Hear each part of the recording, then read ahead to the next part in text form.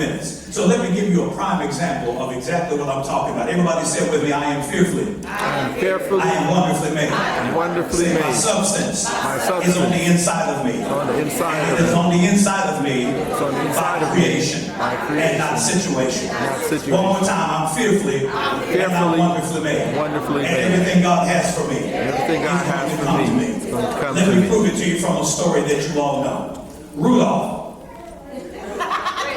the red-nosed reindeer. Y'all know that guy. He had a very shiny nose. And if you would have ever saw it, Annika, you would have said yourself that it glowed.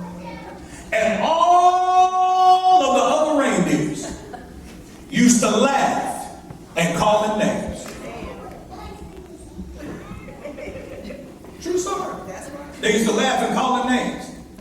They didn't even let Rudolph play in any reindeer games. Why? Because he looked different. He acted different. He moved different. He functioned different. His nose was not like everybody else's nose. His demeanor wasn't like everybody else's demeanor. And because he wasn't like everybody else, he stood out. But then one foggy. Or if I had an organist, I'd be here right now. But then one foggy, Christmas Eve, Santa came to say, you've been fearfully and wonderfully made. You've been created in the image that I created you for. Your nose wasn't supposed to look like everybody else's nose. You have your own DNA. You have your own fingerprint. You have your own ideologies. You have your own. I don't need you looking like Blitzen and Comet. I don't need you looking like everybody else. I need you being who I created you to be. So your nose has purpose. Your black skin has color. Come on, has purpose. Come on, say amen, somebody.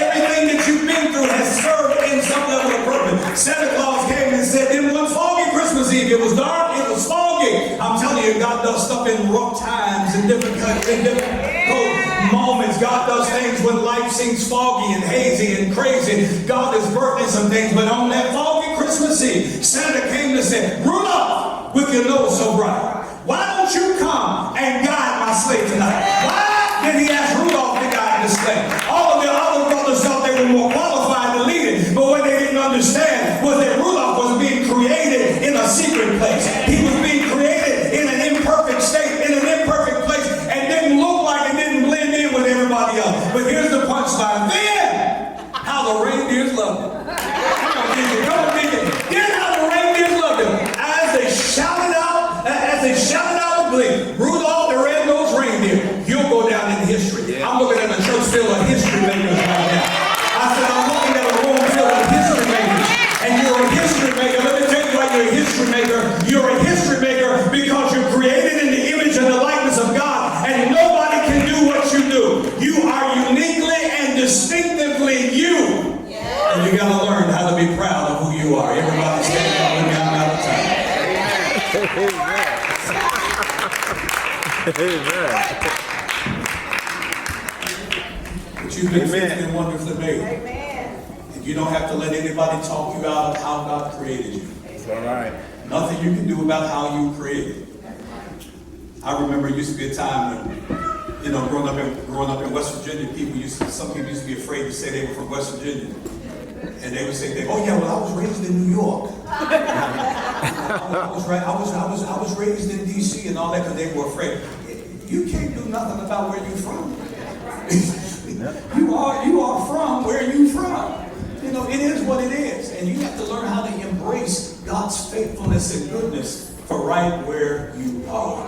Amen. So don't you ever walk around here with low self-esteem and thinking you're not capable and not qualified and nobody loves you and the world is against you. I'm declaring over you now that your perception even of yourself is going to shift and change. And you're going to start looking in the mirror and seeing something beautiful instead of something that's suffering. You're going to begin to look at yourself and say, I survived some things instead of I'm just always going through something.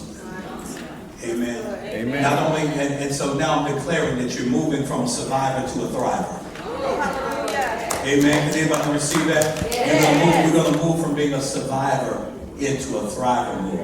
Okay, and I know that the clock turning doesn't make a difference, but let it make a difference in your mind that as you're moving into 2026, you're going to thrive instead of just survive. Amen.